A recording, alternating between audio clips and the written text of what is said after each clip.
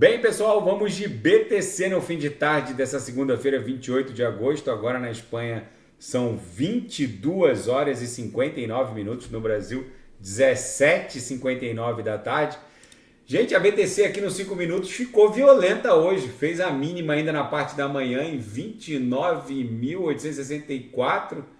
Depois foi buscar um topo em 26.253 e acabou dando mais um dump aqui. Há poucos minutos atrás chegou a fazer a mínima em 25.924, mas está desenhando fundos ascendentes, está desenhando topos descendentes. É bem provável que ela siga dando vigência ao que parece ser uma cunha triangular aqui nos 5 minutos. Nos 6 horas, aqui eu estou no diário, né? Já vou analisar. Nos 6 horas, a gente estava com um belíssimo candle comprador e agora abrimos um doji, um candle de indecisão. Justamente porque tem muita coisa acontecendo, não só no mundo criptográfico, com o Fed agora querendo se meter na regulamentação das stablecoins e da indústria cripto como um todo, mas também no mercado financeiro tradicional, que está reagindo a um eventual pivô do Fed, quanto a esse rally de aumento da taxa básica de juros. Já eu vou falar disso. Mas esse doji aqui é um candle de indecisão que mostra a violência do mercado hoje. É bem provável que essa cunha triangular que segue vigente aqui nos 6 horas acabe explodindo em direção à própria VWAP mensal. E por quê?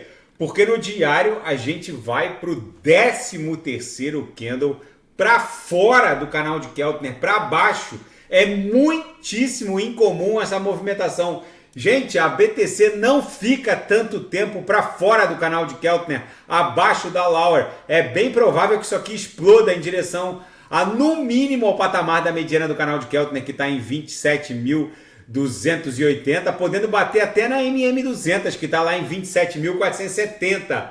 No semanal, a gente segue desenhando uma sequência de fundos ascendentes. Tudo bem que o nosso candle no semanal tem poucas horas de desenho. O desenho que se encerrou ontem na virada da VWAP de domingo para segunda fez a mínima em 25.300. O da semana anterior, retrasada, ficou em 25.166. O dessa semana, cujo desenho começou há poucas horas, a mínima está em 25.864, ou seja, os fundos estão ascendentes. É bem provável que isso aqui acabe estressando a aresta superior lá no patamar próximo a 36 mil dólares.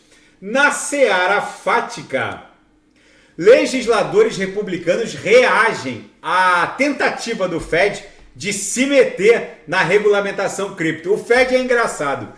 O Banco Central norte-americano percebeu, segundo os dados dessa reportagem, que os emissores de stablecoin garantem a operação com a compra de bonds, que são títulos públicos de curto prazo. Tem os bonds e os treasuries. Os treasuries são de médio, longo prazo, e os bonds são de curtíssimo prazo, de 3 meses a 6 meses, basicamente. O fato é que o Fed viu nessas stablecoins que provavelmente vai virar a maneira comum com que os americanos e a população do mundo inteiro vai acabar pagando as suas despesas para manter a privacidade diante das CBDCs. O que o Fed percebeu? Com a chegada das CBDCs, as DeFis, como uma Banus.Finance, ou uma PancakeSwap, ou uma Uniswap, vão sofrer um terremoto de liquidez.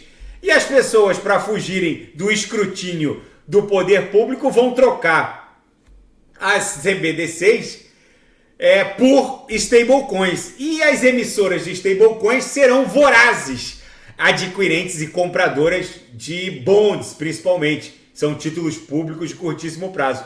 E agora o Fed quer se meter nisso daí, já que a USDT, por exemplo, a emissora do dólar Tether, comprou bilhões e bilhões de dólares em bonds. Agora a PayPal está fazendo o mesmo, a USDC está fazendo o mesmo, e agora o Fed percebeu que as emissoras de stablecoin podem eventualmente criarem uma injeção de dinheiro sem precedentes, criando uma liquidez sem precedentes para esses títulos públicos. Mas o Congresso americano quer cortar as asinhas do Fed.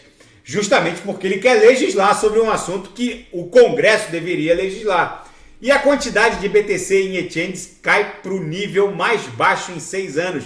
Gente, isso é um sinal fortíssimo, fortíssimo de fundo dessa história correcional. E o Comitê de Serviços Financeiros da Câmara acusa o Fed, não é só o Senado. Aquela reportagem dava conta da insurreição de senadores. Aqui agora é a Câmara Federal Norte-Americana acusa o Fed de tentar inventar uma política criptográfica para as stablecoins. Isso tudo é muito bom para o mundo cripto, gente.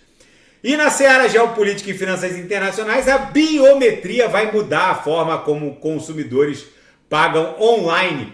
Gente, é muitíssimo provável que a nossa face ou a nossa mão seja uma verdadeira private key que vai permitir o uso de CBDCs e o uso também dessa private key, que na verdade vai ser o nosso rosto, para poder dispor das suas CBDCs ou das suas stablecoins.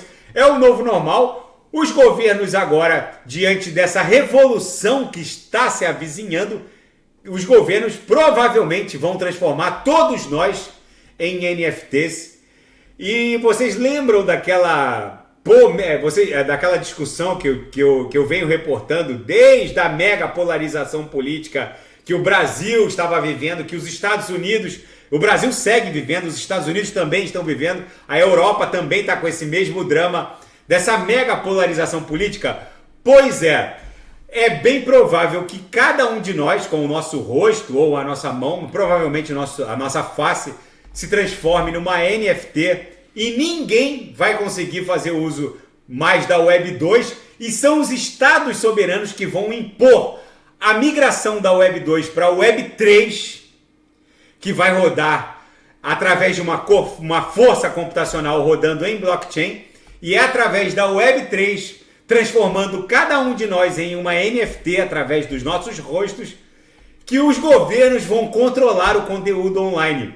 É bem provável que estados soberanos, como o Brasil, Estados Unidos e os membros da União Europeia, imponham a migração a forceps para a Web 3 por conta dessa necessidade de identificação na rede através de uma NFT vinculada a uma pessoa física.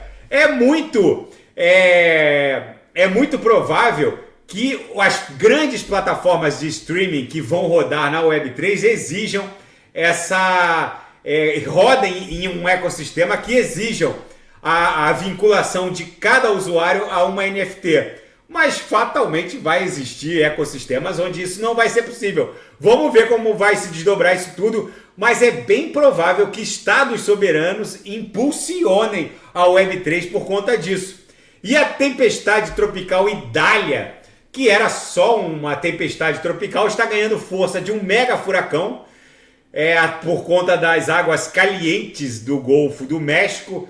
E a Flórida também está vivendo uma ameaça aqui do lado direito, que é um furacão que ainda não tem nome, mas o Idália provavelmente vai tocar a península da Flórida com uma força 2, 3 ou 4. Vamos ver como isso vai se desdobrar. E a Polônia e os países bálticos exigem que a Bielorrússia expulse os mercenários do grupo Wagner. A Bielorrússia teria se transformado no grande quartel-general, na sede do quartel-general dos mercenários do grupo Wagner, mas com a morte da liderança do grupo Wagner, com a queda daquele avião, que a inteligência ocidental acusa ter sido, na verdade, uma eliminação por parte das forças do Kremlin, e o subsequente juramento de lealdade dessas forças mercenárias ao Kremlin, que acabou tendo o efeito prático de transformar o grupo Wagner numa espécie de legião estrangeira francesa, fazendo as vezes da legião estrangeira francesa em favor do Kremlin. É uma legião estrangeira russa agora, por assim dizer.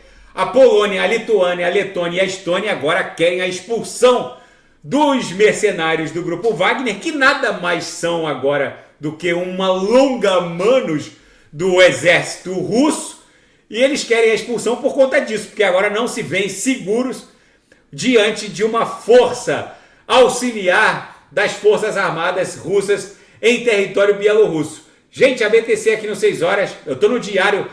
No diário a gente segue desenhando candles para fora do canal. Isso aqui fatalmente vai voltar em direção à mediana do canal de Keltner. No 6 horas a gente está ainda desenhando uma cunha triangular que provavelmente vai explodir em direção ao VWAP mensal. Se nada fugir do script, eu volto amanhã para analisar a própria BTC. Fiquem com Deus e quem quiser sugerir alguma análise, é só colocar nas mensagens abaixo. Até amanhã, grande abraço, fiquem com Deus.